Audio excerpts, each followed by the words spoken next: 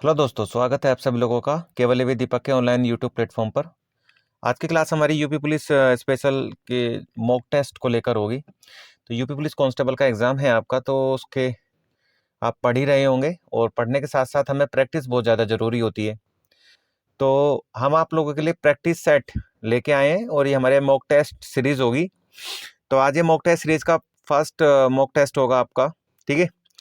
तो आप अपनी पढ़ाई को यहाँ पर रीयूज़ कीजिए और अच्छे से अपने जो ज्ञान है उसको एक बार फिर से यहाँ पर रिवाइज कीजिए और अपनी प्रैक्टिस कीजिए, ताकि जिस दिन आप मेन एग्जाम में बैठे हैं तो आपके मॉक टेस्ट आपकी एग्जाम को पास कराने में आपके लिए हेल्पफुल साबित हो सके, ठीक है।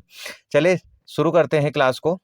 पहला क्वेश्चन है आपका, 2011 की जनगणना में पुरुष और महिला की साक्षरता दर जो है, 2011 की जनगणना जो है पुरुष और महिला की साक्षरता दर क्रम से कितना परसेंट दर्ज की गई है 2011 की जनगणना के अनुसार। तो पुरुष और महिला के बीच साक्षरता दर कितनी है? तो इसमें जो पुरुष है वो 82% है, आपका ऑप्शन सी आंसर है। और महिला का जो परसेंटेज निकल के आता है वो कितना निकल के आता है आपका 65%। अगर हम बात करें आपकी 2011 की सेंसस, तो इसमें ओवरऑल लिटरेसी रेट जो साक्षरता दर थी, ओवरऑल साक्षरता दर की बात करूं तो ओवरऑल साक्षरता दर आपकी जो 2011 की जनगणना है उसके अनुसार कितनी है? तो उसके अनुसार आपकी साक्षरता दर है आपकी लगभग 74%, ठीक है। 74% की साक्षरता दर है। और भारत में अगर हम सेंसस की बात करें तो पहली बार सेंसस कब कराई गई थी? तो पहले फर्स्ट सेंसस आपकी पहली जनगणना कब कराई गई थी? तो भारत के अंदर पहली जनगणना 1872 के अंदर लॉर्ड मेयो का समय था, ठीक है। लॉर्ड मेयो के समय में 1872 में पहली बार जो है भारत में जनगणना होती है। और उसके बाद में आपका 1881 में, ठीक है, लॉर्ड रिपन के समय में 1881 में लॉर्ड रिपन होते हैं। और उस समय से आज तक रेगुलर सेंसस हो रही है, आपकी आपकी नियमित जनगणना हो रही है। और एग्जाम में कई बार ये पूछा भी जाता है कि नियमित जनगणना जो है कब शुरू हुई थी? तो नियमित जनगणना आपकी 1881 से शुरू हुई थी, जो कि आज तक लगातार इस क्रम को दोहराया जा रहा है, ठीक है भाई। अब बात करें इसमें सेंसस से रिलेटेड कुछ डेटास की, जैसे हम बात करें कि पूरे भारत में सबसे ज़्यादा जनसंख्या घनत्व किस स्टेट का है? तो सबसे ज़्यादा जनसंख्या घनत्व जो है आपका वो है आपका बिहार का, ठीक है। सबसे ज़्यादा जो जनसंख्या आपका घनत्व है, ठीक है, तो जनसंख्या घनत्व किसका है आपका? वो है आपका बिहार का। बिहार में कितने लोग रहते हैं पर स्क्वायर किलोमीटर में अगर पूछा जाए? तो बिहार के अंदर आपका लगभग 1102 लोग पर स्क्वायर किलोमीटर के आसपास में रहते हैं, ठीक है। पर स्क्वायर किलोमीटर के आसपास में रहते हैं 1102 लोग। इसके बाद बात करें लोएस्ट डेंसिटी किसकी है? तो जनसंख्या घनत्व के मामले में जो लोएस्ट डेंसिटी है आपकी वो है आपकी अरुणाचल प्रदेश की, ठीक है। किसकी है? अरुणाचल प्रदेश की है। अरुणाचल प्रदेश में जो लोग हैं आपके वो लगभग 17 लोग जो है ना पर स्क्वायर किलोमीटर के आसपास में रहते हैं, ठीक है। तो ये क्या है? ये आपके अरुणाचल प्रदेश के डेंसिटी का डेटा है यहाँ पर। इसके बाद में हाईएस्ट पॉपुलेशन वाला स्टेट की अगर हम बात करें तो हाईएस्ट पॉपुलेशन किस स्टेट की है? तो हाईएस्ट पॉपुलेशन है आपकी यूपी की, ठीक है। अगर आपसे पूछा जाए तो आपकी जो हाईएस्ट पॉपुलेशन है, तो हाईएस्ट पॉपुलेशन है आपकी उत्तर प्रदेश, ठीक है। ये आपकी जो सेंसस है उसके अकॉर्डिंग। इसके अलावा लोएस्ट पॉपुलेशन जो है वो किस स्टेट की है? तो लोएस्ट पॉपुलेशन आपकी किस स्टेट की हो जाएगी? तो लोएस्ट पॉपुलेशन हो जाएगी आपकी सिक्किम की। तो ये हाईएस्ट होगी यूपी की और लोएस्ट पॉपुलेशन होगी आपकी सिक्किम की, ठीक है। सिक्किम की हो जाएगी। इसके बाद में डेंसिटी की बात करें तो सबसे छोटा स्टेट डेंसिटी के मामले में, यानी सबसे कम जनसंख्या घनत्व किस स्टेट का है? तो सबसे जनसंख्या जो घनत्व है लोएस्ट डेंसिटी वो है आपकी लक्षद्वीप की, ठीक है। लक्षद्वीप की लोएस्ट डेंसिटी है। तो इसमें लक्षद्वीप में लगभग 2149 लोग पर स्क्वायर किलोमीटर पर रहते हैं। और हाईएस्ट डेंसिटी है आपकी दिल्ली की। दिल्ली में जो है ना लोग लगभग आपके 11,302 लोग पर स्क्वायर किलोमीटर के आसपास में रहते हैं। तो ये हाईएस्ट डेंसिटी हो जाएगी आपकी दिल्ली की, ठीक है। इसके बाद में बात करें आपका हाईएस्ट सेक्स रेशियो, तो भारत में किस स्टेट के अंदर हाईएस्ट सेक्स रेशियो है आपका? तो हाईएस्ट सेक्स रेशियो के मामले में केरला पहले नंबर पर आता है, ठीक है, हाईएस्ट सेक्स रेशियो में। जो हाईएस्ट आपका सेक्स रेशियो है इसमें आपका जो केरल है, केरल पहले पहले नंबर पर आता है। और लोएस्ट सेक्स रेशियो में कौन आता है आपका, तो लोएस्ट सेक्स रेशियो इसमें आता है भैया आपका हरियाणा, ठीक है। सबसे कम जो है महिला और पुरुष के बीच में वो हरियाणा के अंदर है। वही हाईएस्ट लिटरेसी रेट कहाँ है अब आपका, तो सबसे ज़्यादा जो पढ़े लिखे लोग हैं वो कहाँ पर है, तो वो है आपके केरल के अंदर। और लोएस्ट लिटरेसी रेट कहाँ पर है आपका, तो वो है आपका बिहार के अंदर। बिहार में कुल 63% लोग पढ़े लिखे हैं, कुल 63% लोग, ठीक है। तो ये बिहार का डेटा हो जाएगा आपका। इसके अलावा जनसंख्या घनत्व के कुछ और डेटाज हम देख लेते हैं। जैसे पूरे भारत में 2011 की जनगणना के अनुसार सबसे मोस्ट अर्बनाइज स्टेट कौन सा है, जिसकी पॉपुलेशन ज़्यादा से ज़्यादा शहर में रहती है। तो मोस्ट अर्बनाइज स्टेट जो है आपका वो है आपका गोवा, ठीक, कौन सा है, गोवा है मोस्ट अर्बनाइज स्टेट आपका। और 2011 की जनगणना के अनुसार नेगेटिव पॉपुलेशन ग्रोथ किस स्टेट की रही है, तो आपकी जो नागालैंड है, नागालैंड, ठीक है, नागालैंड की नेगेटिव पॉपुलेशन ग्रोथ रही है आपकी, ठीक है। एग्जाम में कई बार आ जाता है। और सबसे बड़ी ट्राइब जो है 2011 की जनगणना के अनुसार कौन है, तो 2011 के अनुसार सबसे बड़ी जो ट्राइब है आपकी वो है आपकी भील, ठीक है। कौन सी है आपकी, भील ट्राइब जो है ये 2011 की जनगणना के अनुसार सबसे बड़ी ट्राइब है भारत की। इसके बाद में बात करें सेकंड मोस्ट स्पोकन लैंग्वेज कौन सी रही है भारत के अंदर, तो सेकंड मोस्ट स्पोकन लैंग्वेज जो है आपकी वो रही है आपकी बंगाली, ठीक है। सेकंड मोस्ट स्पोकन लैंग्वेज कौन सी रही है आपकी, बंगाली रही है। तो ये आपका सेंसस का डेटा है, कुछ आप याद रखें इस डेटे को, एग्जाम में कई बार ऐसी चीज़ें पूछी भी जाती हैं और मोस्ट ऑफ टाइम हम बता भी नहीं पाते, ठीक है। चलिए दूसरा क्वेश्चन देखते हैं। आपका भारतीय राष्ट्रीय कांग्रेस के निम्नलिखित में से किस सत्र में परिषद में प्रवेश के प्रस्ताव पर हार देखी गई, जिसके कारण कांग्रेस खिलाफत स्वराज पार्टी का गठन हुआ, ठीक है। तो देखिए होता क्या है गांधी जी द्वारा नेशनल लेवल पर एक मूवमेंट स्टार्ट करा जाता है, ठीक है। वो 1920 में मूवमेंट स्टार्ट होता है। इस मूवमेंट का नाम था आपका एनसीएम। एनसीएम मूवमेंट जो है आपका 1920 में स्टार्ट होता है और काफ़ी तेज़ी से एनसीएम मूवमेंट जो है ना काफ़ी तेज़ी से पूरे भारत के अंदर फैलता है। और अलग अलग अलग जो जगह के लोग हैं वो भारत में रहने वाले इस मूवमेंट में हिस्सा लेते हैं। और इसी मूवमेंट के दौरान गांधी जी देसी अपनाव का नारा भी देते हैं और बाइकआउट फॉरेन गुड्स का भी नारा देते हैं यहाँ पर। और बड़े बड़े लेवल पर आपकी जो देसी यूनिवर्सिटी हैं, स्कूल हैं, इनकी स्थापना की जाती है। महिला हो, पुरुष हो, मजदूर हो या लेबर क्लास हो आपकी, या फिर आपके जो स्कूल में पढ़ने वाले स्टूडेंट हैं, प्रोफेसर हैं, टीचर्स हैं, या सरकारी नौकरी करने वाले हैं, या वकील हैं, इन सबको बोला गया कि आप जो है अपनी नौकरियां छोड़ दो, आपको जो न्यायालय है इनका बहिष्कार करो। यानी एक तरीके से हम कह सकते हैं कि असहयोग यानी किसी का सहयोग ना करना इस मोमेंट का मेन लक्ष्य था। इस लक्ष्य ये जो मोमेंट था काफ़ी अच्छे से चल रहा था, बहुत अच्छे से चल रहा था इस मोमेंट में। बट होता क्या 1922 में ना आपका गोरखपुर के अंदर एक जगह है आपकी, ठीक है, कहाँ, चोरा चोरी, वहाँ पर 22 जो आपके पुलिसमैन होते हैं, 22 पुलिसमैन, इनको जिंदा जला दिया जाता है वहाँ की एक भीड़ ने। वहाँ की भीड़ जब इनको जिंदा जला देती है और ये न्यूज़ जब गांधी जी को पता लगती है तो गांधी जी क्या काम करते हैं, इस मूवमेंट को ना बंद कर देते हैं। इस मूवमेंट को बंद करने के बाद में गांधी जी के खिलाफ कुछ लोग हो जाते हैं। और इन्हीं कुछ लोगों में जो गांधी जी के खिलाफ जाते हैं, इन्हीं कुछ लोगों में वो लोग होते हैं जो गांधी जी से एकदम अपना किनारा कर देते हैं। और इन्हें किनारा करने वालों में दो नाम काफ़ी फेमस उभर के आते हैं आपके सामने। एक एक नाम आता है आपका मोतीलाल नेहरू, एक एक नाम आता है आपका मोतीलाल नेहरू, ठीक है। और दूसरा नाम आता है आपका चित्तरंजन दास यानी सीआर दास। दूसरा नाम आता है सीआर दास और एक आता है मोतीलाल नेहरू।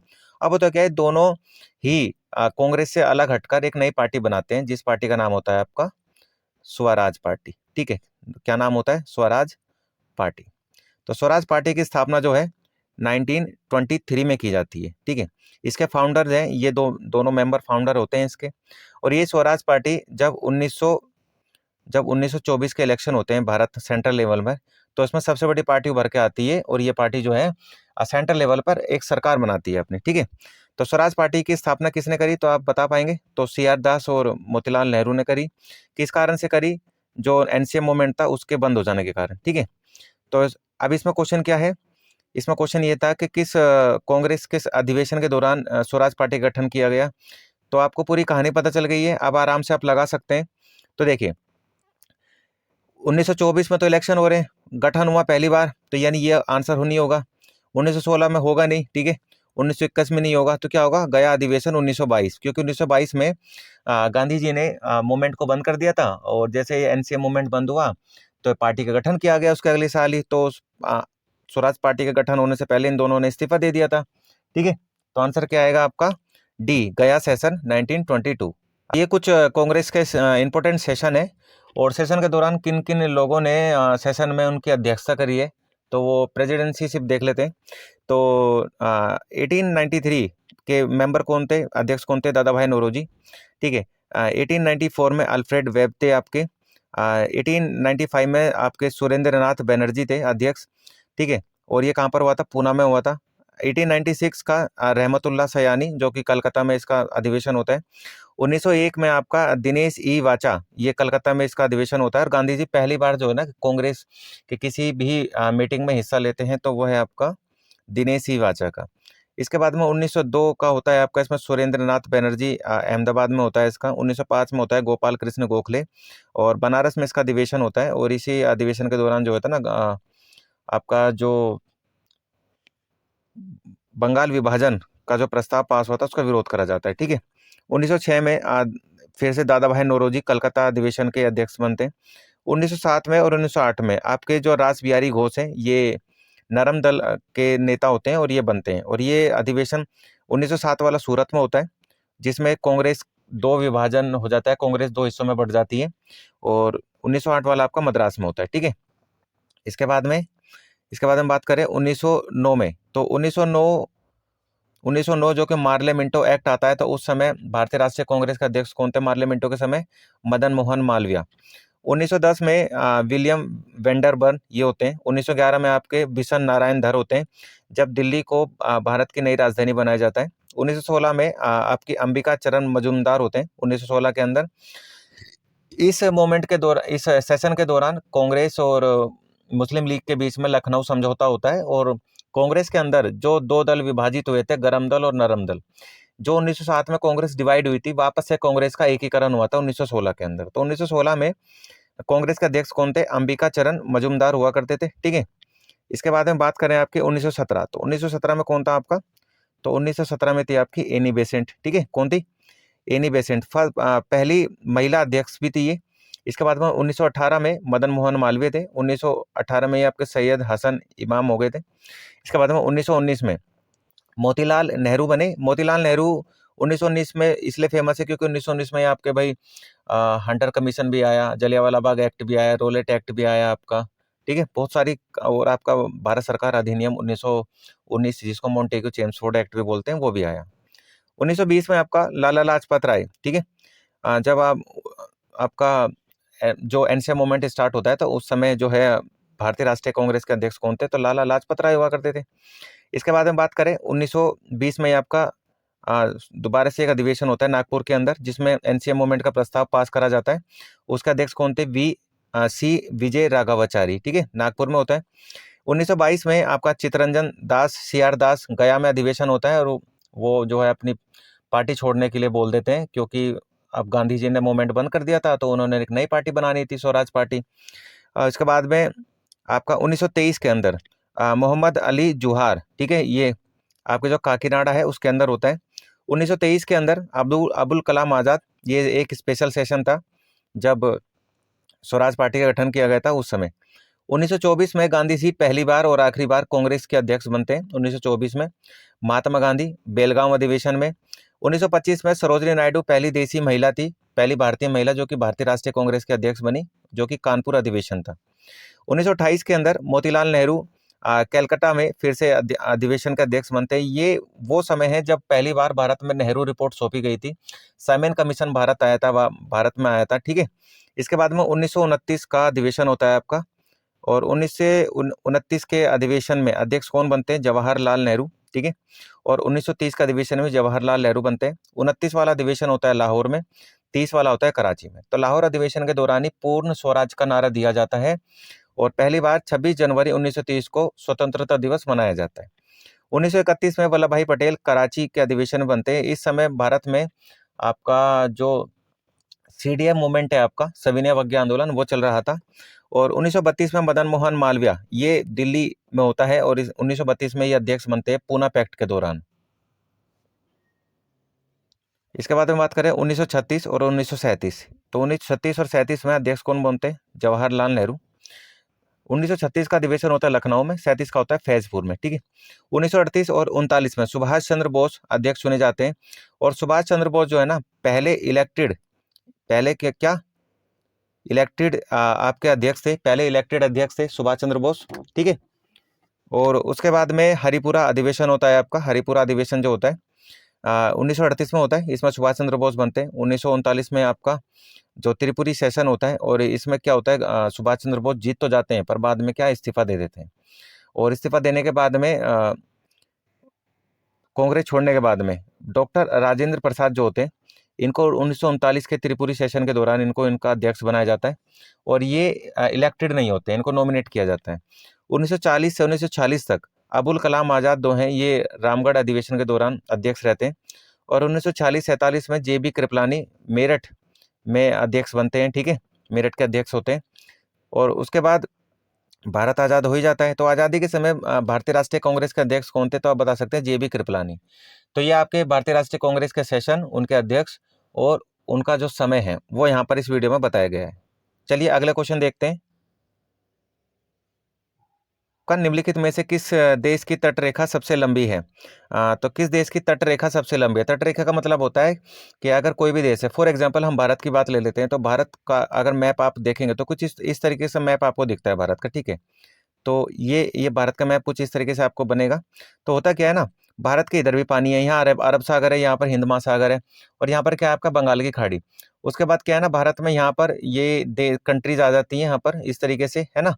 तो क्या है ना, भारत की यहाँ से लेकर यहाँ तक ये जो ऊपर का हिस्सा है, ये तो लैंड लॉक्ड है या दूसरे देश की सीमाओं से घिरा हुआ है। और ये क्या है, ये पानी से घिरा हुआ है तीन ओर से। तो जो हिस्सा पानी से लगा हुआ हो उसको हम तट रेखा बोलते हैं, ठीक है, कोस्ट लाइन बोलते हैं, तट रेखा।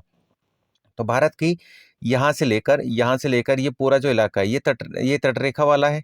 तो ऐसे ही पूछा गया क्वेश्चन में कि किस देश की तटरेखा सबसे लंबी है? तो इसका आंसर है कनाडा। कनाडा की तटरेखा ना सबसे लंबी है। तो क्यों है कनाडा की तटरेखा सबसे लंबी? चलिए देख लेते हैं।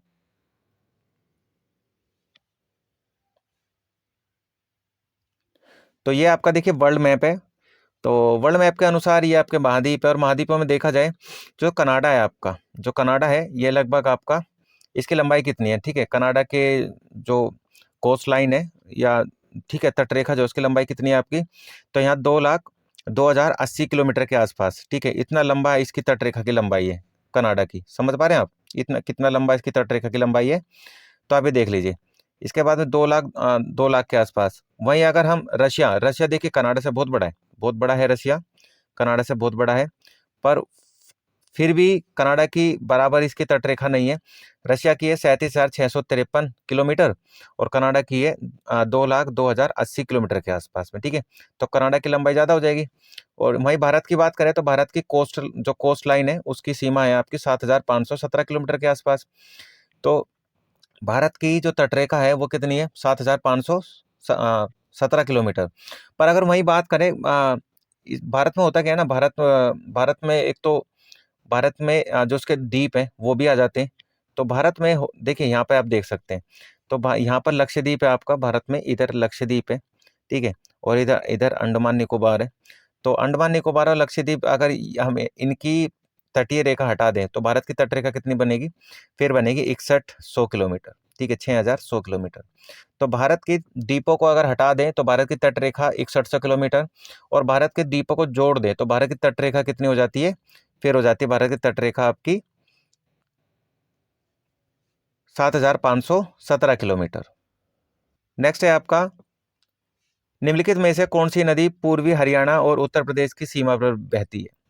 तो इसमें उत्तर प्रदेश और पूर्वी हरियाणा की बात करी जा रही है। तो हरियाणा के पूर्वी हिस्से में और उत्तर प्रदेश की जो सीमा है यानी उत्तर प्रदेश के पश्चिमी हिस्से में।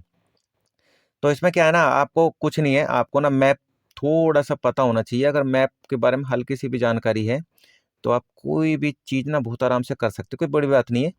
बस मैप की जानकारी होना बहुत ज़रूरी है, क्योंकि ज्योग्राफी के जो जितने भी क्वेश्चन है ना आपके, वो मैप से ही होते हैं, ठीक है।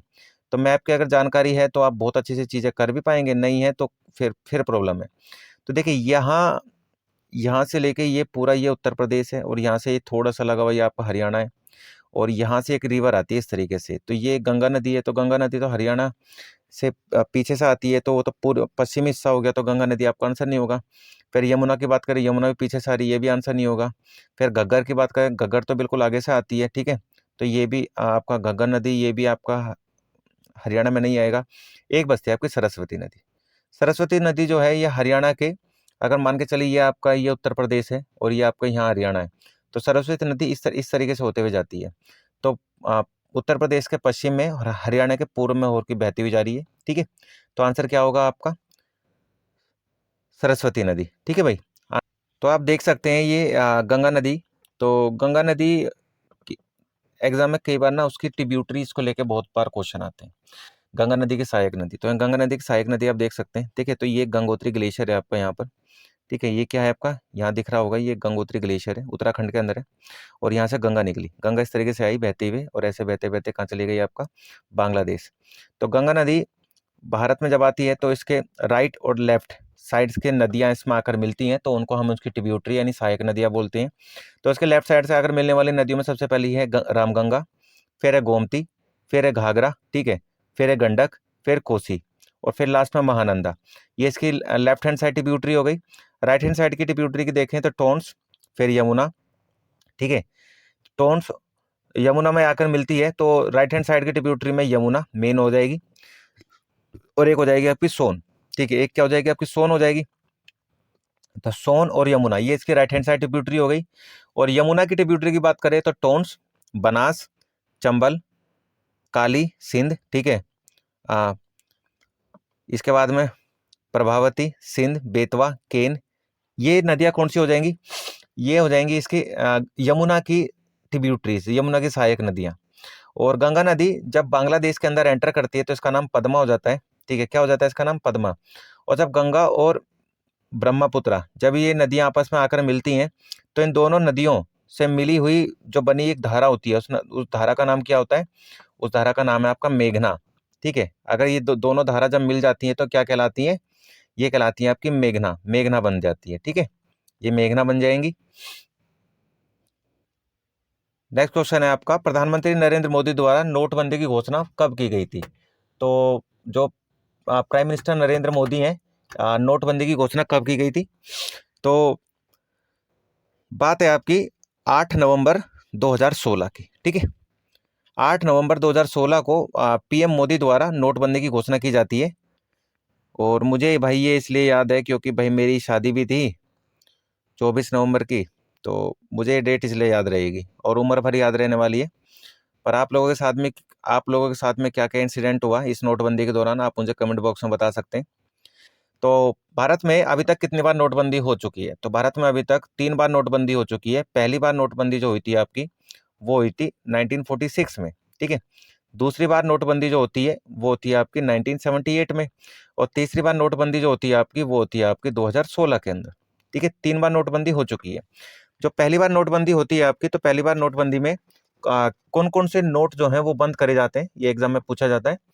तो 1946 में आपका 500, 1000 और 10,000, ये 3 नोट बंद करे गए थे, ठीक है। 1946 में कौन कौन से नोट बंद करे गए थे? 500 के बंद करे गए थे, ठीक है, 500 के बंद करे गए थे। इसके बाद में 1000 के बंद करे गए थे, और आपके जो 10,000 है, ठीक है, जो आपका 10,000 है उसके नोट बंद करे गए थे। 3 नोट बंद करे गए थे। वहीं अगर मैं बात करूँ आपके 1978 में, तो 78 में कौन कौन से नोट बंद करे गए? तो 78 में करे गए आपके 1000 के, ठीक है। इसके बाद में 5,000 के नोट बंद करे गए, और आपके 10,000 के नोट बंद करे गए। और 2016 के अंदर कौन कौन से नोट बंद करे गए पूछे जाएं तो आपसे? तो 500 के और 1000 के, ये 2 नोट बंद करे गए थे। तो ये नोट हैं जो आपके टाइम टाइम पर जो डिमोनेटाइजेशन हुआ है उसके समय पर ही ये नोट बंद करे गए थे। क्वेश्चन है आपका, निम्नलिखित में से कौन सी संयुक्त राष्ट्र की आधिकारिक भाषा नहीं है? तो अरबी, जर्मन, स्पेनिश, चीनी। तो इनमें से कौन सी आधिकारिक भाषा नहीं है। तो हमें पहले तो ये पता होना चाहिए कि जो यूनाइटेड नेशन है, इसके अंदर किस किस भाषाओं को आधिकारिक भाषा का दर्जा दिया गया है। ठीक है, तो आपकी जो अरबी है, ये आधिकारिक भाषा का दर्जा इसको दिया गया है।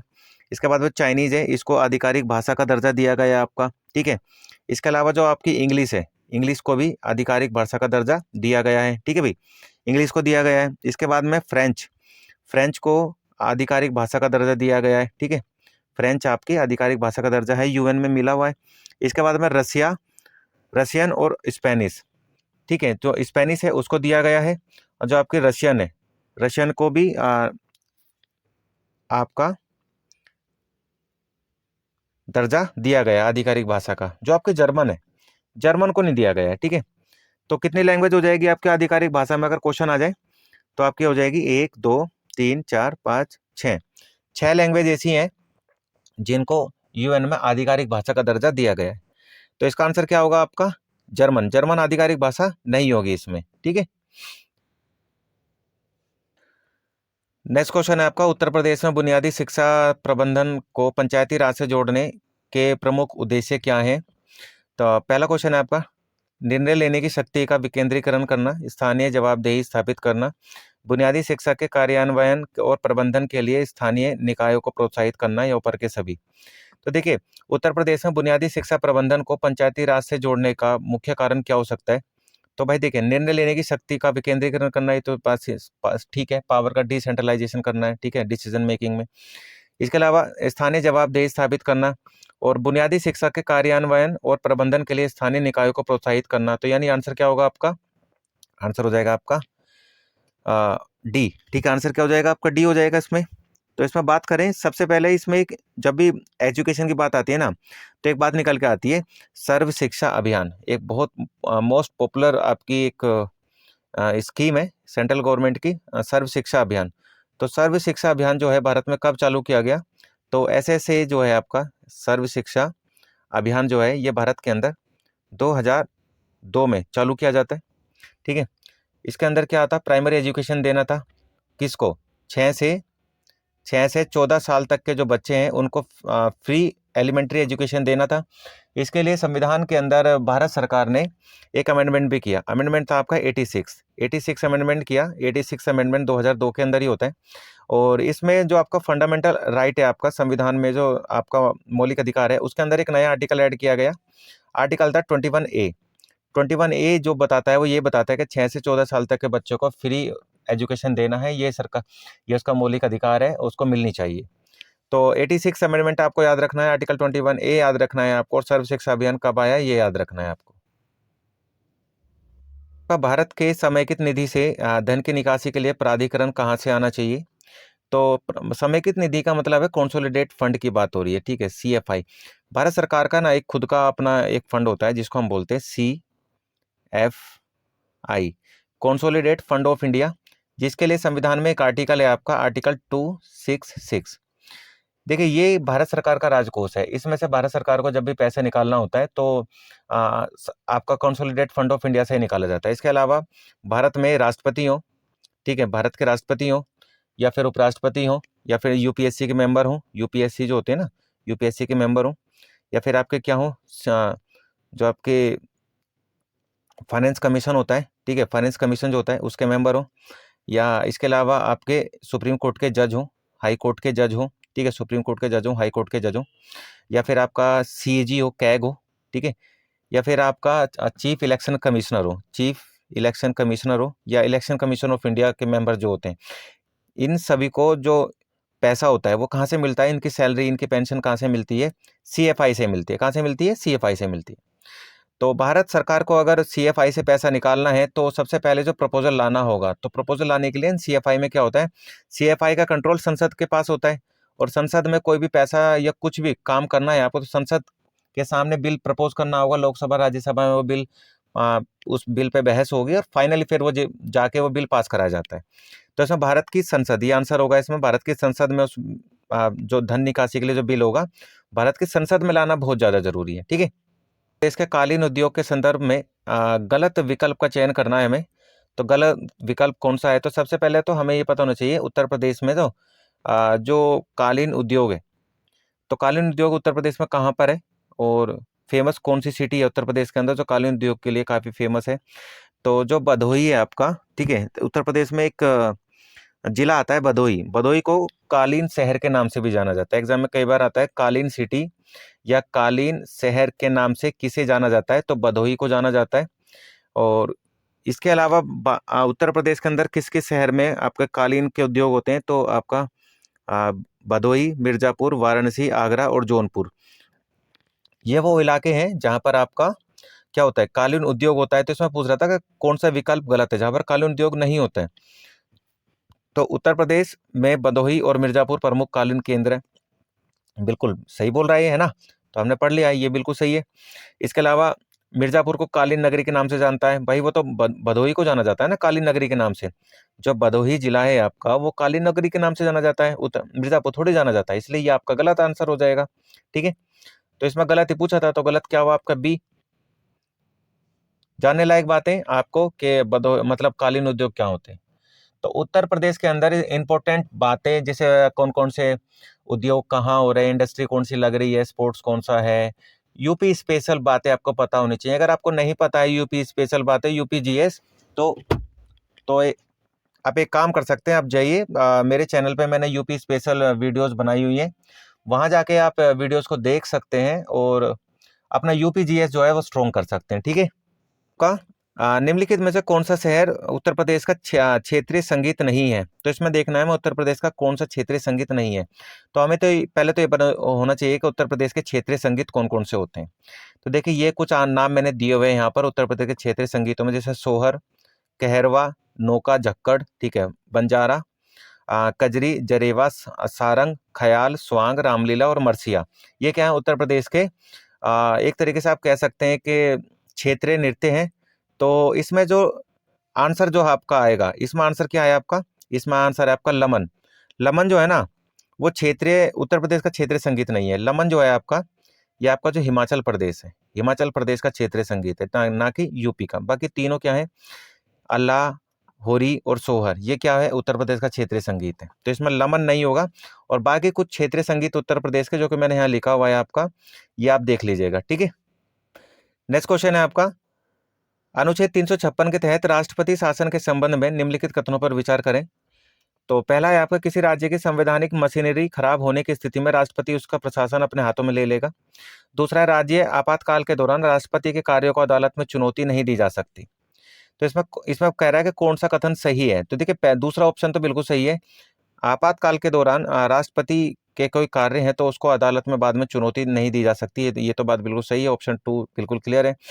पहला कौन सा है, किसी राज्य की संवैधानिक मशीनरी खराब होने की स्थिति में राष्ट्रपति उसका प्रशासन अपने हाथों में ले सकता है, तो बिल्कुल ये भी सही है। ठीक है, अगर कोई भी स्टेट किसी भी कारण से अब लोकतांत्रिक तरीके से काम नहीं कर पा रहा है, राज्य में सरकार को नहीं चला पा रहा है, तो इसमें जो सेंटर होता है वो सारी पावर अपने हाथ में ले लेता है। और सेंटर जब अपनी पावर हाथ में लेता है सारी किसी भी राज्य की, तो उसको बोलते हैं राष्ट्रपति शासन लगाना। ठीक है, तो राष्ट्रपति शासन जो है आर्टिकल 356 के तहत लगा जाता है, बिल्कुल सही है। और ए और बी दोनों सही है, यानी आपका जो बोथ है ये ठीक होगा। मैं आपको बता दूं, भारत में 3 तरीके की इमरजेंसीज होती हैं। 3 तरह की इमरजेंसी में कौन कौन सी इमरजेंसी है जो 3 तरीके की इमरजेंसी में आती है एग्जाम में? तो पहली इमरजेंसी जो है आपकी, उसको बोलते हैं हम राष्ट्रीय आपातकाल। वो आर्टिकल 352 जो है आपका, 352 नेशनल इमरजेंसी से रिलेटेड है। भारत में अभी तक नेशनल इमरजेंसी जो है ना 3 बार लग चुकी है। 3 बार कब कब लग चुकी है भाई नेशनल इमरजेंसी? तो पहली इमरजेंसी लगी थी आपकी 1962 में। ठीक है, पहली इमरजेंसी 1962 में लगती है। दूसरी इमरजेंसी लगती है आपकी 1971 के अंदर, और तीसरी इमरजेंसी लगती है आपकी 1975 के अंदर। तो 3 इमरजेंसी नेशनल इमरजेंसी लगी है। नेशनल इमरजेंसी 2 मामलों में लगाई जाती है, एक्सटर्नल और इंटरनल। तो ये लगी थी आपकी ऊपर की दोनों, ये लगी थी आपकी एक्सटर्नल मामले में, ये 1975 वाली लगी थी आपकी इंटरनल मामले में। ठीक है, तो 2 टाइप से इमरजेंसी लगाई जा सकती है नेशनल इमरजेंसी में भी, इंटरनल और एक्सटर्नल मामले में। वही बात करें हम राष्ट्रपति शासन की, तो आर्टिकल 356 जो है वो राष्ट्रपति शासन से रिलेटेड है।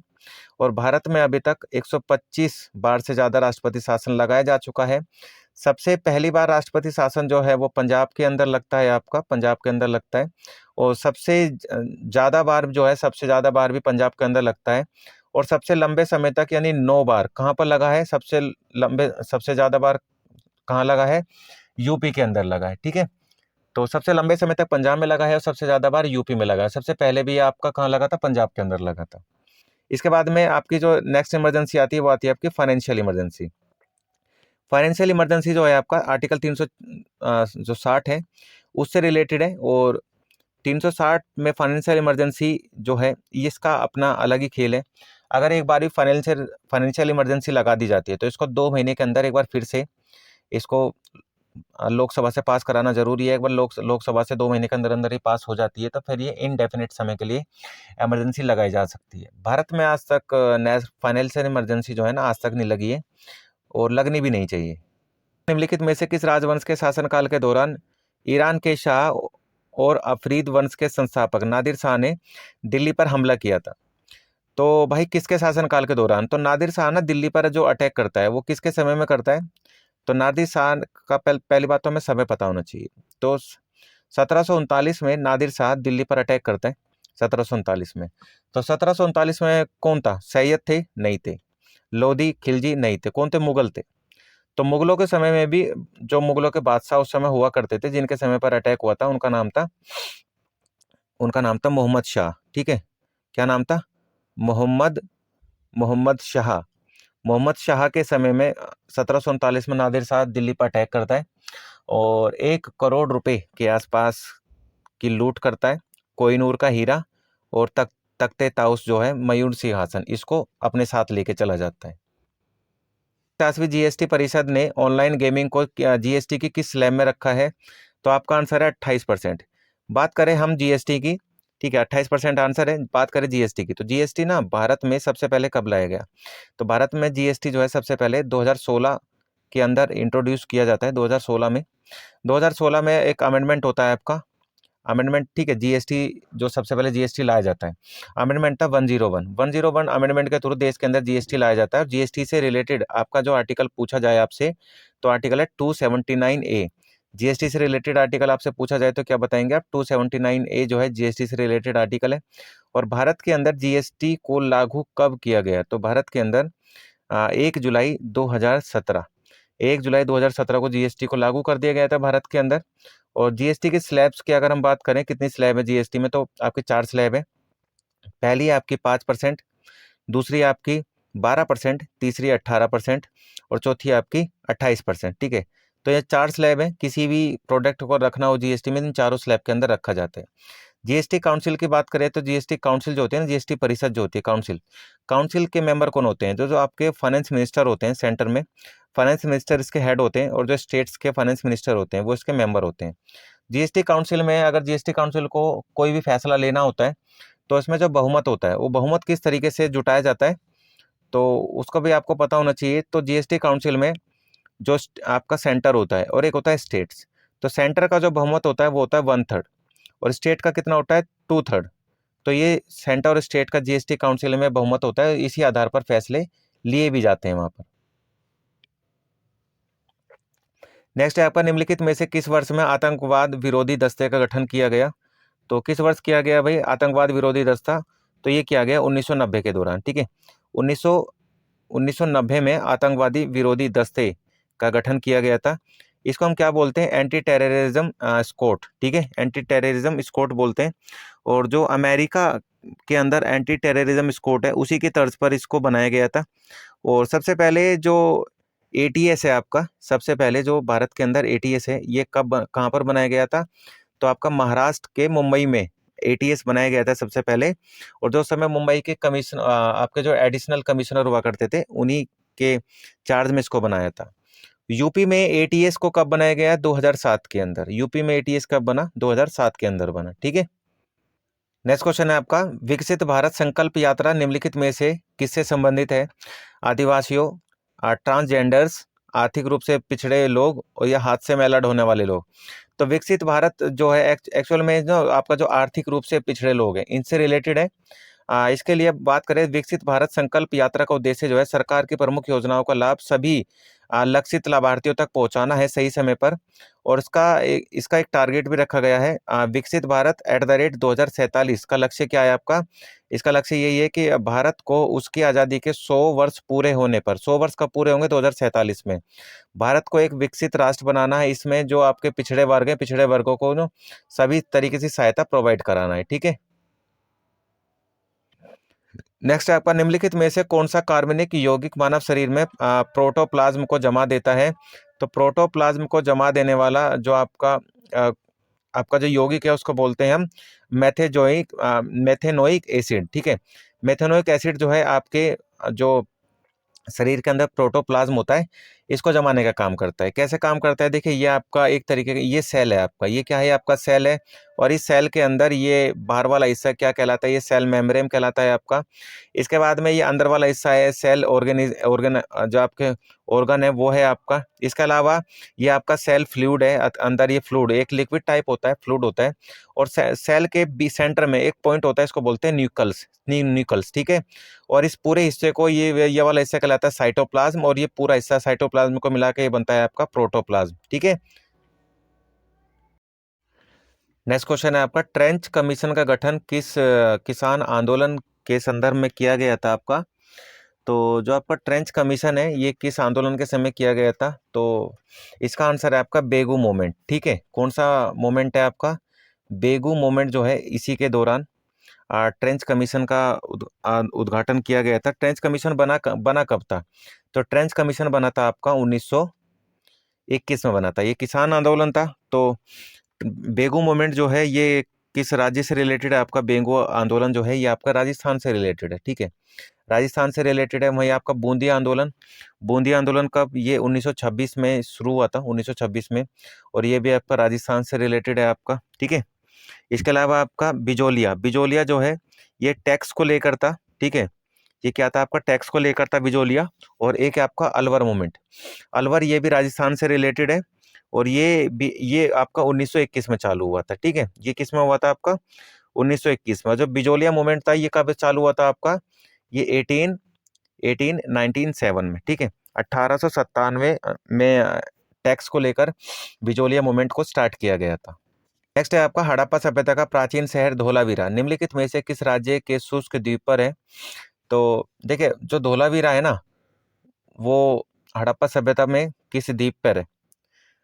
तो ये आपका भारत, और भारत में ये आपका यहाँ पर ये साउथ वाला हिस्सा आ जाता है इस तरीके से। और यहाँ पर ना ये इस तरह से चला जाता है। तो यहाँ पर ये क्या है ना, यहाँ पर एक जगह है आपकी, ये गुजरात है। ये पूरा इलाका क्या है आपका? ये गुजरात वाला इलाका है। और इस गुजरात के अंदर यहाँ पर इस वाले इलाके में एक द्वीप है जिसका नाम है कादिर, ठीक है। क्या नाम है उस द्वीप का नाम? कादिर द्वीप। कादिर आइलैंड के अंदर, कादिर आइलैंड ये कहाँ पर है? गुजरात के अंदर है। और इसी आइलैंड पर है आपका धोलावीरा। इसी आइलैंड पे क्या है आपका? धोलावीरा। तो आंसर क्या हो जाएगा आपका? गुजरात, ठीक है। धोलावीरा शहर जो है ना, आपकी जो सिंधु घाटी सभ्यता थी, इस सभ्यता की सबसे विकसित अगर सिटी अगर पूछी जाए आपसे सिंधु घाटी सभ्यता में, तो आपकी धोलावीरा। धोलावीरा इसलिए विकसित थी क्योंकि इसके अंदर ड्रेनेज सिस्टम सबसे अच्छा पाया गया है। और दूसरी अच्छी बात ये थी इसके अंदर कि आपके जो इंडस वैली सिविलाइजेशन है, इसके अंदर जितने भी आपके वो पाई गई हैं सिटी, वो सब 2 हिस्सों में बटी होती थी। पर धोलावीरा एक ऐसी सिटी थी जो कि 3 हिस्सों में डिवाइड थी, ठीक है। तो इसलिए धोलावीरा काफ़ी इंपॉर्टेंट है, आप याद रखें इसको। नेक्स्ट की बात करें, भंडारित भोजन के खराब होने के लिए निम्नलिखित में से कौन सा कारक जिम्मेदार होता है? तो अगर किसी भी भोजन को आप भंडार यानी उसको भंडार करके रखेंगे तो वो खराब होगा। तो किस कारण से खराब हो सकता है? कम तापमान और बहुत अधिक दबाव के कारण, उच्च तापमान और दबाव के कारण, नमी, आर्द्रता जो सूक्ष्म जीवों को विकास की अनुमति दे सकती है, उच्च नमक और मसाला सामग्री। तो भंडारित भोजन जो होता है ना, तो किसी भी चीज़ को ना ज़्यादा समय तक हमें स्टोर नहीं करना चाहिए, नहीं तो खराब हो ही जाता है। तो इसका अंदर क्या है? उसके अंदर नमी आ जाएगी, ठीक है। नमी आ जाएगी, आर्द्रता आ जाएगी, और जो सूक्ष्म जीव होंगे उनका जन्म होगा, जिस कारण से क्या होगा? उस भोजन को पूरी तरीके से खराब कर देंगे। तो इसलिए आंसर क्या होगा आपका? सी आंसर हो जाएगा। नेक्स्ट है आपका, भारत के संविधान का अनुच्छेद 148 किसकी नियुक्ति की परमिशन देता है? तो देखिए 148 जो है ना, भारत में एक काफ़ी इंपॉर्टेंट पोस्ट है जिसको हम बोलते हैं सीएजी, यानी controller and auditor general of India. इसको भारत सरकार का अकाउंटेंट भी बोला जाता है। भारत सरकार का अकाउंटेंट किसको बोलते हैं, एग्जाम में कई बार आता है। तो भारत सरकार का अकाउंटेंट जो है ना आपका सीएजी होते हैं। इनका काम क्या होता है, जो सरकार होती है ना, सरकार पूरे साल जो बजट पेश करती है, उस बजट के साथ में अपनी एक रिपोर्ट बनाते हैं कि गवर्नमेंट ऑफ इंडिया ने कितना खर्च करा। तो सीएजी एक आपकी कॉन्स्टिट्यूशनल बॉडी है, संवैधानिक निकाय है, और उसकी जो नियुक्ति होती है अनुच्छेद 148 के द्वारा कौन करता है, राष्ट्रपति करता है। ठीक है, तो अनुच्छेद 148 के द्वारा सीएजी की नियुक्ति कौन करता है, तो सीएजी की नियुक्ति करते हैं भारत के राष्ट्रपति करते हैं। और सीएजी को सैलरी कहाँ से मिलती है, तो सीएजी को सैलरी मिलती है भारत की संचित निधि यानी सीएफआई से मिलती है। नेक्स्ट है आपका कोलंबी सुरक्षा कॉन्क्लेव की छठी एनएसए स्तरीय बैठक कहाँ पर हुई है आपकी, तो ये हुई है आपकी मॉरिशस के अंदर। ठीक है, कहाँ पर हुई है भाई आपकी, ये हुई है आपकी छठी जो बैठक हुई है आपकी एनएसए की, ये हुई है मॉरिशस में। और भारत में जो एनएसए हैं अभी, नेशनल सिक्योरिटी एडवाइजर जो फिलहाल में है, उनका नाम क्या है, उनका नाम है आपका अजीत अजीत डोभाल। ठीक है, अजीत डोभाल जो हैं वो इस समय एनएसए के हेड हैं भारत के अंदर, और एक रिटायर्ड आईपीएस ऑफिसर है। ठीक है, तो ये चीज़ें कुछ चीज़ें हैं जो आपको याद रखनी भी चाहिए। नेक्स्ट देख लेते हैं, तबला वादक जाकिर हुसैन संगीत के निम्नलिखित में से किस घराने से रिलेटेड है, तो तबला वादक जो जाकिर हुसैन है ये किस घराने से रिलेटेड है आपके, तो ये है आपके पंजाब घराने से। ठीक है, ये किस घराने से रिलेटेड है आपके, तो ये आपके किस से हैं, पंजाब घराने से रिलेटेड है आपके तबला वादक जो आपके जाकिर हुसैन है। ठीक है,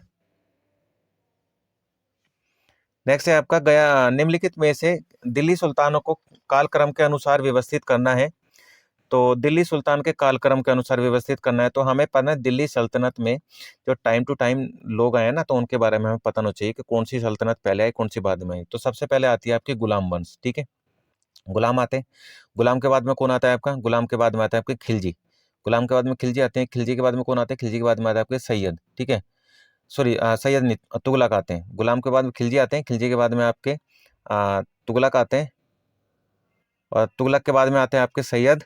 ठीक है, पहले गुलाम, फिर खिलजी, फिर तुगलक, फिर सैयद, और फिर आपके आते हैं लोधी। ठीक है, और फिर आते हैं आपके मुगल। तो इसके लिए एक शॉर्ट फॉर्म याद करने के लिए गुड़ खा तसले में। ठीक है, एग्जाम में याद रखिएगा, काफ़ी इंपॉर्टेंट आपकी मतलब एक ट्रिक है इसको याद करने के लिए। क्या है आपका गुड़ खा गुड़ खा गुड़ खा तसले गुड़ खा तसले में, तो गुड़ ग से गुलाम, ठीक है, खा से खिलजी, ता से तुगलक, सा से सैयद, ला से लोधी, और मा से मुगल। ठीक है, तो गुड़ खा तसले में ये आपकी शॉर्ट फॉर्म हो जाएगी दिल्ली सल्तनत के याद रखने के लिए उनके वंश को।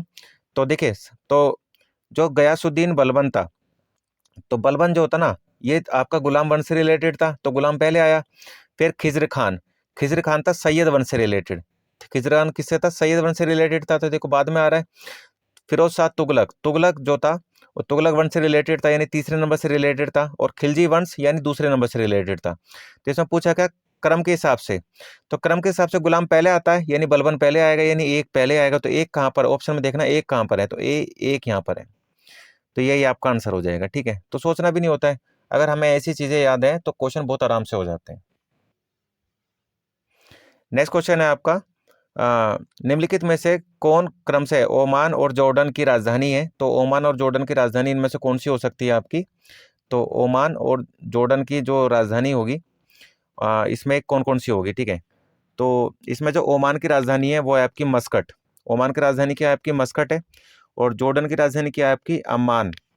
तो अम्मान और मस्कट ये राजधानी हो जाएगी, यानी ये आपका आंसर हो जाएगा। ठीक है, इसके अलावा मोरोनी, मोरोनी किसकी राजधानी है, तो जो मोरोनी आपकी जो आपका कोमोरोस एक कंट्री है आपकी, कोमोरोस। ठीक है, कोमोरोस, कोमोरोस की राजधानी आपकी मोरोनी हो जाएगा। ठीक है, वहीं बात करें बाकू, बाकू किसकी राजधानी है, तो बाकू है भाई आपकी अजरबैजान, अजरबैजान जो है आपकी एक कंट्री है, अजरबैजान, और अजरबैजान की राजधानी है आपकी बाकू। ठीक है, इसके बाद में मिनस्क, मिनस्क किसकी राजधानी है, तो मिनस्क है आपकी बेलारूस की। ठीक है, बेलारूस की राजधानी क्या है आपकी? मिन्स्क हो जाएगी। बेलारूस की राजधानी मिन्स्क हो जाएगी। तो ये आपकी राजधानियाँ। तो एग्जाम में कभी कभी ना ऐसे कुछ आउट ऑफ द वे जाके क्वेश्चन भी पूछे जाते हैं, तो आपको उतना थोड़ी सी जानकारी इसकी भी होनी चाहिए, आउट ऑफ द वे वाली। इसके बाद में नेक्स्ट की बात करें, नेक्स्ट क्वेश्चन क्या है आपका? ऑक्सीकरण को रोकने के लिए आलू के चिप्स को किस गैस में से संग्रहित किया जाता है? तो ऑक्सीकरण को रोकने के लिए आलू के चिप्स होते हैं, यानी उसके चिप्स खराब ना हो जाए, तो उसमें नाइट्रोजन गैस का, जो आपके लिफाफे होते हैं ना, जो आप पैकेट होता है, जो आप चिप्स लाते हैं, उसमें नाइट्रोजन गैस होती है, जिससे कि ना आलू के चिप्स जो है ना करारे बने रहते हैं, वो आसानी से खराब नहीं होते, इसमें मॉइस्चर नहीं आ पाता है एकदम से। ठीक है। तो हमारा जो एटमॉस्फेयर है, एटमॉस्फेयर के अंदर सबसे ज़्यादा गैस कौन सी पाई जाती है? तो एटमॉस्फेयर के अंदर सबसे ज़्यादा गैस जो आपकी नाइट्रोजन पाई जाती है। उसके बाद में दूसरे नंबर पर गैस कौन सी पाई जाती है? दूसरे नंबर पर जो गैस है आपकी, वो पाई जाती है आपकी ऑक्सीजन। ठीक है। दूसरे नंबर पर आपकी O2 पाई जाती है। और उसके बाद में आपके जो तीसरी लार्जेस्ट गैस है वो पाई जाती है आपकी CO2। उसके बाद में आपकी हाइड्रोजन आ जाती है, हीलियम आ जाती है, नियोन आ जाती है, कार्बन आ जाती है, बहुत सारी गैसें आ जाती हैं। तो जो N2 है आपकी, ये 78% के आसपास है, और जो O2 है आपकी, ये 21% के आसपास है। ठीक है। इसके अलावा हमारी कुछ लेयर पाई जाती है एटमॉस्फेयर के अंदर, कुछ लेयर हमें मिलेंगी। तो लेयर में सबसे पहली है आपकी क्षोभ मंडल, सबसे नीचे वाली, ये वाला जो इलाका है इसको क्षोभ मंडल बोलते हैं, क्षोभ मंडल। ठीक है। क्षोभ मंडल से ऊपर वाली जो हिस्सा है इसको हम बोलते हैं समताप मंडल। क्या बोलते हैं इसको हम? समताप, समताप मंडल। इससे ऊपर वाला जो हिस्सा है हम इसको मध्य मंडल, और मध्य मंडल के ऊपर वाला हिस्सा आयन मंडल हो जाता है, आयन, और आयन मंडल के ऊपर आपका हो जाता है बाह्य मंडल। ठीक है। एक्सोस्फीयर हो जाता है। तो ये आपकी जो आपकी एटमॉस्फेयर है, ये उसकी लेयर हो जाएंगी आपकी। नेक्स्ट है आपका चेंजिंग इंडिया पुस्तक के लेखक कौन है? तो चेंजिंग इंडिया जो है, इसके पुस्तक के लेखक है आपके मनमोहन सिंह। ठीक है। चेंजिंग इंडिया पुस्तक के लेखक कौन है आपके? मनमोहन सिंह। नेक्स्ट है आपका निम्नलिखित में से किस राज्य में सबसे पहले दक्षिण पश्चिम मानसून से वर्षा होती है? तो भाई, भारत में ना 3 तरीके से बारिश होती है। ठीक है। तो मानसून को आपको पता होना चाहिए। और इंडिया में जो साउथ वाले हिस्से से बारिश होती है वो होती है दक्षिण पश्चिम मानसून के कारण। तो यहाँ पर ये इंडिया में 1 जून 1 जून से लेकर 1 जून से लेकर 7 जून तक 7 जून तक भारत में बारिश हो जाती है। सबसे पहले भारत में जो बारिश होती है ना, यहाँ की, ये है आपका केरला। केरला वाले इलाके में होती है, और केरला से फिर मानसून इस तरीके से ऊपर बढ़ना स्टार्ट करता है, और ऐसे करते करते मानसून जो है ना दिल्ली तक पहुंच जाता है। तो दिल्ली में जो बारिश होती है ना, ये लगभग 14 जुलाई के आसपास होती है। तो दिल्ली में मानसून पहुंचता है 14 जुलाई के आसपास। ठीक है, उत्तर भारत में। और भारत के अंदर मानसून पहुंचता है 1 जून से 7 जून के बीच में। तो 1 जून से 7 जून के बीच में भारत में पहुंच जाता है, और उसके बाद में दिल्ली में पहुंच जाता है बाद में। ठीक है, 14 जुलाई तक। तो एग्जाम में कई बार अगर ये चीज़ें पूछ ली भी जाती हैं, तो आप इन चीज़ को आराम से कर सकते हैं। ठीक है। तो यहाँ पर ये दिल्ली में पहुंच जाएगा, और पूरे भारत में 14 जुलाई तक। और भारत से मानसून का बैक होना किस डेट्स में बताया गया है? तो भारत में जो मानसून है वो आपका 14 सितंबर, जो आपका 14 सितंबर है, इस डेट में मानसून जो है ना बैक हो जाता है, इस डेट में। ठीक है।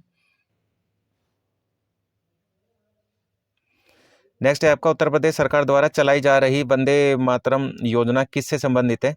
तो उत्तर प्रदेश सरकार द्वारा चलाई जा रही जो वंदे मातरम योजना है, वो जो रिलेटेड है आपका, वो किससे है? गर्भवती महिलाएं जो है आपकी। ठीक है।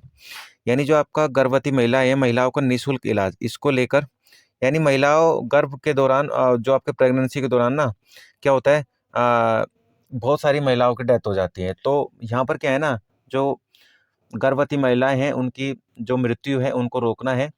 और इसमें जो महिला पहली बार गर्भवती होगी उसको 5,000 रुपये का एक अमाउंट दिया जाएगा स्टेट गवर्नमेंट की ओर से। ठीक है। 5,000 रुपये का एक अमाउंट दिया जाएगा। और प्रत्येक आंगनवाड़ी में लगभग 11 गर्भवती महिलाओं को रजिस्टर करा जाएगा। तो जो आपकी आंगनवाड़ी होती है ना, तो गर्भवती महिलाएं वहां जाकर अपने आप को रजिस्टर कर सकती हैं। और हर आंगनवाड़ी में लगभग 11 महिलाएं जो हैं उनको रजिस्टर्ड किया जाएगा, और हर महिला को जो पहली बार प्रेग्नेंट हो रही हैं और जो पहली बार जिनकी डिलीवरी होगी, उनको 5,000 रुपये का एक अमाउंट दिया जाएगा। ठीक है। नेक्स्ट है आपका सामग्री का वह गुण जिसके द्वारा उसे चादरों में लपेटा जा सकता है। तो भाई सामग्री का वह गुण जो जिसके कारण से चादरों में लपेटा जाता है, रोल्ड किया जाता है, तो क्या होता है वो प्लास्टिसिटी होता है। ठीक है, किसी भी चीज को आप देख रहे होंगे तो पैकेजिंग की जाती है, तो पैकेजिंग क्यों की जाती होगी, तो उसके जो सामग्री होती है उसको क्यों लपेटा जाता है, उसको प्लास्टिसिटी क्यों किया जाता है, तो प्लास्टिसिटी करने के लिए, लोच बढ़ाने के लिए, बढ़ने की योग्यता, या फिर आपका लचीलापन बढ़ाने के लिए। तो कोई भी सामग्री है वो एज इट इज जो कि तो बनी रहे, कुछ समय के लिए तो एक्चुअल में बनी ही रहे, उसमें वो चीज़ है ना चेंज ना आए, चेंजेस एकदम से ना आए, तो इसका आंसर क्या होगा, तो the property of material by which it can be rolled into sheet is called plasticity. तो उसको क्या कहेंगे, उसको हम कहेंगे प्लास्टिसिटी। ठीक है, आपका जनगणना 2011 के अनुसार भारत में सर्वाधिक लिंग अनुपात वाला राज्य कौन सा है। सबसे ज्यादा लिंग अनुपात जो है वो किस राज्य में है, तो सबसे ज्यादा है आपका केरल के अंदर। ठीक है, सबसे ज्यादा लिंग अनुपात किस में है, केरल के अंदर है। ठीक है, 1,000 इसमें लड़कों के ऊपर, मेल के ऊपर लगभग आपका 1,017 के आसपास, 1,053 के आसपास महिलाएं हैं। वहीं सबसे कम लिंग अनुपात किस राज्य का है, तो सबसे कम लिंग अनुपात आपका बिहार का है। ठीक है, सबसे कम, सॉरी, हरियाणा का है। सबसे कम लिंग अनुपात को आपका हरियाणा का है, लगभग 1,000 महिलाओं के पुरुष के ऊपर 862 के आसपास आपकी महिलाएं हैं, सबसे कम वहाँ का है। ठीक है, तो लिंग अनुपात वाला। और पहले क्वेश्चन जो था हमने सेंसस से रिलेटेड था, जो कि मैं पहले बता चुका हूँ, आप वीडियो के स्टार्टिंग में क्वेश्चन को देख सकते हैं। नेक्स्ट है आपका 2015 में हस्ताक्षरित भारत बांग्लादेश समझौते के तहत बांग्लादेश को कितने राज्य जो हैं वो दिए गए थे, तो इसमें आंसर क्या आएगा, 111। ठीक है, आंसर क्या आएगा, 111 जो बांग्लादेश को दिए गए थे, और लगभग 56 के आसपास भारत ने बांग्लादेश से लिए थे। तो इसके लिए संविधान में एक संशोधन हुआ था, वो संशोधन था 100वां संविधान संशोधन, जो कि 2015 के अंदर किया गया था। तो इसी संविधान संशोधन के थ्रू बांग्लादेश भारत के बीच में जमीन को लेकर एक समझौता हुआ था, उसके कुछ हिस्से बांग्लादेश को और कुछ हिस्से भारत ने ले लिए थे आपस में। ठीक है, तो अमेंडमेंट याद रखना है, हिस्से याद रखने हैं और समय याद रखना है। और जब भी भारत अपनी देश का सीमा का कोई हिस्सा अगर दूसरे देश को देता है, तो या दूसरे देश से लेता है, तो ऐसे में क्या होता है, संविधान संशोधन किया जाता है। ठीक है, नेक्स्ट है आपका प्रसिद्ध रूर कोयला क्षेत्र निम्नलिखित में से किस देश के अंदर है, तो प्रसिद्ध रूर कोयला क्षेत्र जो है ना आपका, वो है आपका जर्मनी के अंदर। ठीक है, जर्मनी में सबसे ज़्यादा कोयला उधर उगा, सबसे ज़्यादा कोयला मिलता है, और कोयला मिलने के कारण इसको रूर प्रदेश बोला जाता है। तो ये जर्मनी तो हो गया, ये वर्ल्ड में हो गया रूर प्रदेश आपका। और अगर भारत का रूर प्रदेश की बात करें, तो भारत का रूर प्रदेश है आपका छोटा नागपुर का पठार। तो भारत का ये वाला, ये क्या है आपका, ये आपका विंध्याचल रेंज है, ये आपका सतपुड़ा रेंज है, और यहाँ पर है आपका ये छोटा नागपुर का पठार। ठीक है, झारखंड वाले इलाके में। तो यहाँ पर भारत में सबसे ज्यादा कोयला मिलता है, तो इसका क्या, छोटा नागपुर पठार को बोलते हैं भारत का रूर प्रदेश, रूर। ठीक है, क्या बोलते हैं, भारत का रूर कोयला क्षेत्र कहाँ है, छोटा नागपुर है, और दुनिया का कहाँ है, जर्मनी है आपका। ठीक है, दुनिया का क्या हो जाएगा आपका, जर्मनी, और भारत का क्या हो जाएगा आपका, छोटा नागपुर का पठार हो जाएगा। नेक्स्ट है आपका डैश की सुरक्षा भारत के नागरिकों का मौलिक कर्तव्य है, तो किसकी सुरक्षा भारत के नागरिकों का मौलिक कर्तव्य है, मौलिक कर्तव्य यानी ड्यूटीज। तो सबसे पहले बात करें ड्यूटीज की, संविधान के अंदर ड्यूटीज जो है, मौलिक कर्तव्य किस भाग का हिस्सा है, तो संविधान में मौलिक कर्तव्य जो है आपका, जो आपका भाग 4A है आपका। ठीक है, 4A, भाग 4A में मौलिक कर्तव्य हैं, और इसके लिए जो आर्टिकल आपका निकल के आता है, आर्टिकल आता है 51A। 51A और भाग 4A ये आपका मौलिक कर्तव्य से रिलेटेड है। ठीक है, और 1976 में संविधान हुआ था आपका 42वां संविधान संशोधन। 42वां संविधान संशोधन के द्वारा 1976 में जो ये मौलिक कर्तव्य है, इसको संविधान का हिस्सा बनाया गया था। और जब भी संविधान में कोई चीज बनाई जाती है, तो उसके लिए कमेटी गठित की जाती है। तो इसके लिए जो कमेटी बनाई गई थी, तो उसके लिए कमेटी का नाम क्या था भाई, कमेटी का नाम था सरदार स्वर्ण सिंह कमेटी। सरदार स्वर्ण सिंह कमेटी की सिफारिश पर इंदिरा गांधी सरकार के द्वारा 1976 में 42nd अमेंडमेंट के थ्रू भारतीय संविधान में भाग 4A बनाया गया, और मौलिक कर्तव्य को संविधान का हिस्सा बनाया। तो इसका आंसर क्या है, वन्य जीव। इसका आंसर क्या है आपका, वन्य जीव। वन्य जीवों की सुरक्षा और रक्षा भारत के नागरिकों का मौलिक कर्तव्य है। और इसके लिए जो आर्टिकल यूज होता है वो होता है आपका आर्टिकल 48। आर्टिकल 48 जो कि आपका डीपीएसपी से रिलेटेड है। डीपीएसपी संविधान के अंदर बताए गए हैं, डीपीएसपी डीपीएसपी से रिलेटेड है आपका, ठीक है। और ये जो आपकी फंडामेंटल ड्यूटी है, जिसके अंदर कितनी ड्यूटीज़ हैं, 11 ड्यूटीज़ हैं आज की डेट में। तो 11 ड्यूटीज़ में एक ड्यूटी है आपकी वन्य जीवों की सुरक्षा और रक्षा करना। और वहीं आर्टिकल 48 जो है आपका जो राज्य के नीति निर्देशक सिद्धांत या डीपीएसपी हैं, उनके अंदर ये बात बताई जाती है। आपका भारत में किस प्रकार के वन के पेड़ शुष्क गर्मी में लगभग 6 से 8 सप्ताह तक अपनी पत्तियां गिरा देते हैं? तो जो भारत में ऐसे वन जो अपने एक समय पर आकर अपनी पत्तियां गिरा देते हैं, उनको क्या बोलते हैं? पर्णपाती वन, ट्रॉपिकल डेसिडुअस फॉरेस्ट, ठीक है। जो अपनी पत्तियां गिरा देते हैं उनको क्या बोलते हैं? ट्रॉपिकल डेसिडुअस फॉरेस्ट बोलते हैं, जो अपनी पत्तियां समय आने पर गिरा देते हैं। तो ये कहाँ पर मिलते हैं? तो भारत का जो मिड वाला इलाका है, ठीक है, भारत का जो मिड वाला इलाका है, ये वाला जो इलाका है, यहाँ पर आपको ट्रॉपिकल डेसिडुअस फॉरेस्ट मिलेंगे। और भारत का ये आपका कोस्टल वाला रीजन हो जाता है, ये वाला कोस्टल रीजन है, कोस्ट वाला, और ये वाला कोस्ट है, तटीय रेखा। तटीय रेखा पर मिलेंगे आपको उष्णकटिबंधीय सदाबहार वन, ठीक है। और भारत का जो हिमालय वाला रीजन है, ये वाला हिमालय वाले रीजन पे मिलते हैं आपको माउंटेन वन। और कांटेदार वन की बात करेंगे तो कांटेदार वन जो है उत्तर भारत में कहाँ मिलते हैं? तो ये आपका यहाँ ये वाला जो इलाका है ना, ये आप देख पा रहे होंगे, तो ये वाला इलाका है आपका थार डेजर्ट। तो थार रेगिस्तान में आपको मिलता है आपका कांटेदार वन, ठीक है। कांटेदार वन कहाँ मिलेंगे? थार डेजर्ट के अंदर मिलेंगे। नेक्स्ट है आपका निम्नलिखित में से किसका उपयोग अम्ल व क्षार के चयन के संकेतक के रूप में किया जाता है? तो भाई अम्ल और क्षार के रूप में संकेतक के रूप में किसका किया जाता है? किसका नहीं किया जाता है, वो ये पूछ रहा है इसके अंदर।